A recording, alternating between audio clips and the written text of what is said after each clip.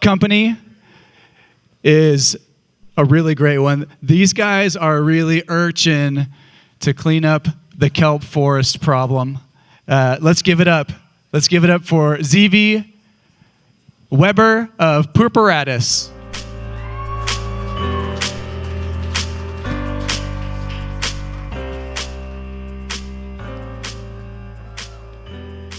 Hi there, my name is Svi Lev Raz Weber, and I'm the CEO of Purpuratus. I'm excited to talk to you today about it. For the past thousands and thousands of years, the coast of California has been covered in beautiful kelp forests. These forests provide sanctuary to over 700 different aquatic species. They protect our coastlines from storm surges, and they sequester 2,000% more CO2 than a land forest of equal size. Overall, they provide over $45 billion in annual ecological benefits to the state of California as the backbone of its aquatic industries and its most potent carbon sink, or at least they did.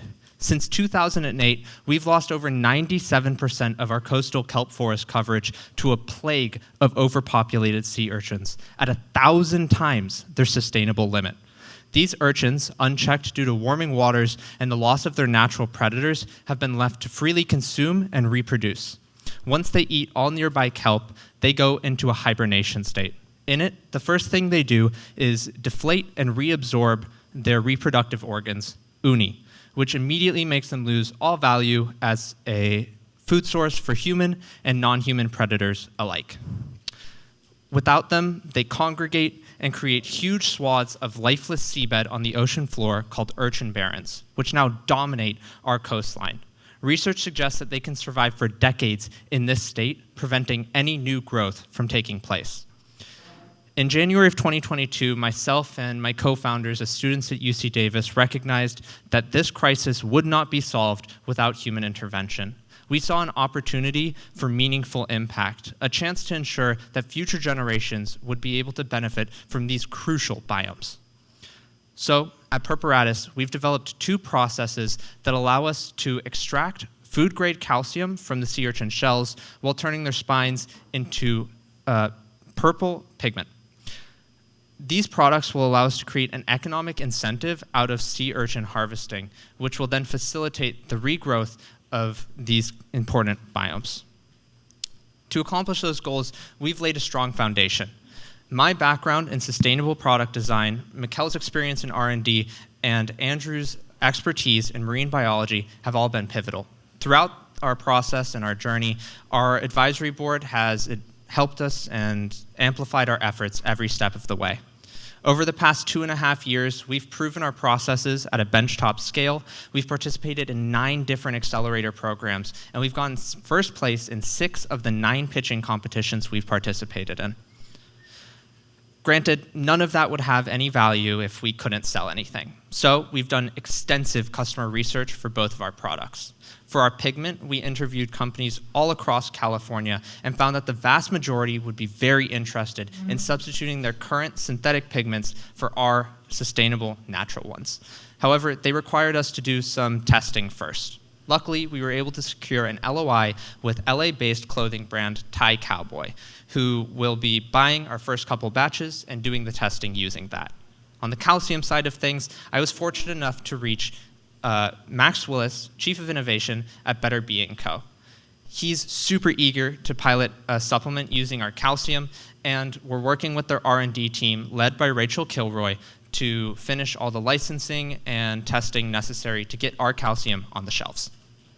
We've assembled TAM, SAM, SOMs for our beachhead markets, but I want to stress that we're producing commodities. There are hundreds and thousands of businesses around the world who need to source calcium or need to make things purple.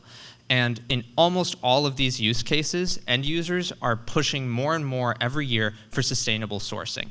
We go beyond sustainable as a restorative business, giving us an edge on the competition and ensuring that we'll have plenty of room for growth in the future.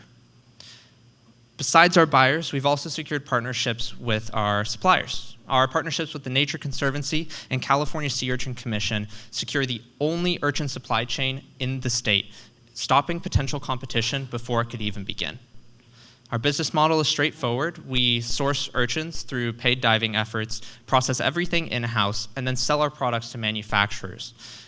Originally, all of our revenue will come from direct sales, but our customers have said that we can expect to get a cut of end-user sales as our marketing and brand impacts grow. In our first phase of production, we'll only be selling the pigment due to the additional licensing and testing the calcium requires. So our profit margins look pretty slim, but as soon as we're able to sell the calcium, they grow dramatically. And then as our pilot progresses, our processing and material costs will go down as we buy in greater bulk. At the end of our pilot, we expect our numbers to look something like this, which would give us the potential to scale and reach much better unit economics at larger and larger batch sizes. With all those puzzle pieces in place, the next step is to do our 10-month pilot in Fort Bragg, California at Pacific Rim Fishing Co. This is our cost breakdown of the pilot, and we're happy to say that recently the NSF accepted our project pitch for an SBIR Phase 1, and in March we'll be following through with that and hopefully getting the grant to start our project a month or two afterwards. In case that falls through, we're also preparing a crowdfunding campaign, and we're getting help from the SBDCs in Sacramento and Mendocino to ensure we're ready to hit the ground running as soon as the money comes in. Thank you, that's my time, and I'm looking forward to your questions. Thank you, Svi. Investors, you're up. 5 minutes. 5 minutes.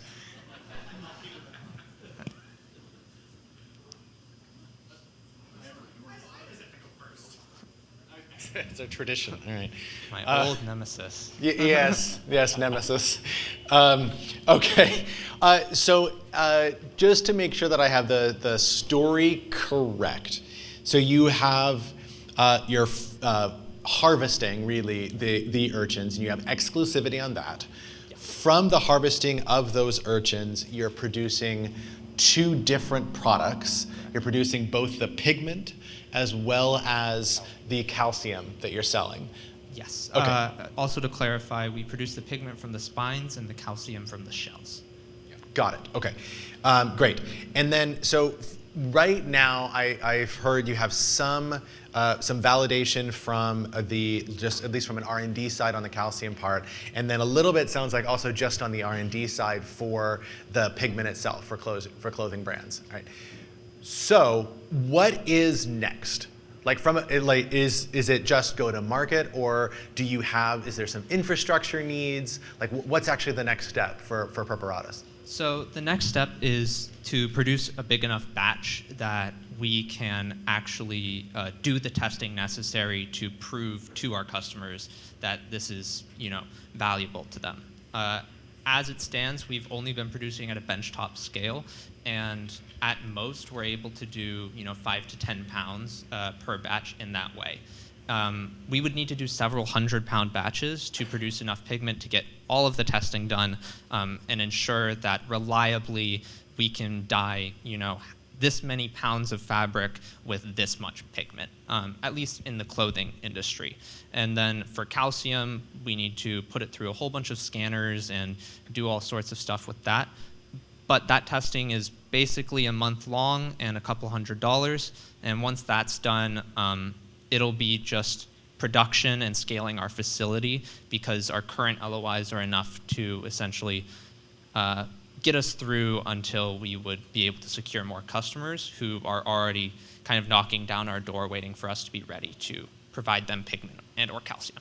So the need to scale up production now is based on not on viability or on a desire for short-term growth, but actually for feasibility of this working technically. Feasibility and demand. So our processes at a benchtop scale are not profitable, but the moment we just get a small vat, they become profitable. And as we get larger and larger equipment, which is very low cost equipment, but as we get larger equipment, we'll be able to produce more and more at a time, and our unit economics grow beautifully as we start to scale up.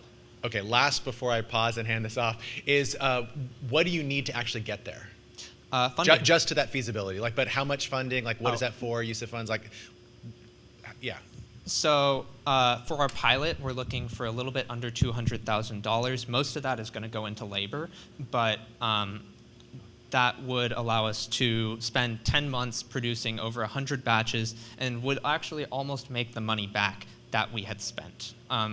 Once we've done that, we'll be able to apply for an SBIR Phase 2, which will get us enough money to make our actual manufacturing plant, and we expect that to be profitable almost from the get-go. So I have a couple of questions for you. So we first met, I think, at one of Laura's events. You were doing the pitch, and I thought it was pretty creative and innovative, and I hope you succeed. I think you will. My question is who's going to buy you and when? I'm sorry? Who will buy you and when? I see. So why us is because we've already spent the past 2 years developing this, a little bit more than the past 2 years, actually, and we've also become the primary effort of the California Sea Urchin Commission. They had a second organization that was researching this. We outpaced them, and so they chose us. We'll be starting in March once we get that first grant. Who will buy your company? Who will buy us? Who will acquire your company, and when will that be? When do you think? So we don't plan on exiting in that way. We plan on actually being there's this new idea of companies essentially phasing out once they complete their mission. There are urchin barons globally right now, and we hope to clear up as many of them as possible. Potentially, we've actually heard from Better Being Co. that they may be interested in purchasing us, but we're planning to look into that maybe decades Okay, so down the reason I bring that up is because I think you guys should start to think outside the box. You're still a science project, and I think you've reasonably proven that it's workable, sustainable, and that you've got something here. You've got the materials, you've got the know-how, you've got the science and the expertise, clearly. And I would think that some sort of a manufacturer, a clothing company or a dye company or a paint company or other is going to see that and say, we've got a unique angle here in the market and invest in you guys to go build this out. If you do it the way you're doing now, it's going to take a long time. It already has taken you a couple of years, right? Sure. The environment is suffering in that way without the kelp and the seaweed. We know that's very important. We know that kelp is a source of carbon acquisition. I think I learned from you and some others, right? And that's very important. So you got to play to both angles. Doing it this way is going to take a long time, and I think the coasts are going to need it sooner. Awesome. So think out of the box. That's a great piece of advice. Thank you very much. You guys. All right. Well, that is definitely an amazing mission that you're on. Oh, what? Can You I got eat? 4 seconds. Okay. Can I eat sea urchin spine dye? Like, can you guys make food grade? Yes. So all of our stuff is food grade. All of our processes are food grade, and also zero waste, low cost. We've moved forward with sustainability at the absolute forefront of our company. Awesome. If your parking meter expires, blame Chad. All right, Zvi. Thank you so much. Thanks for having me.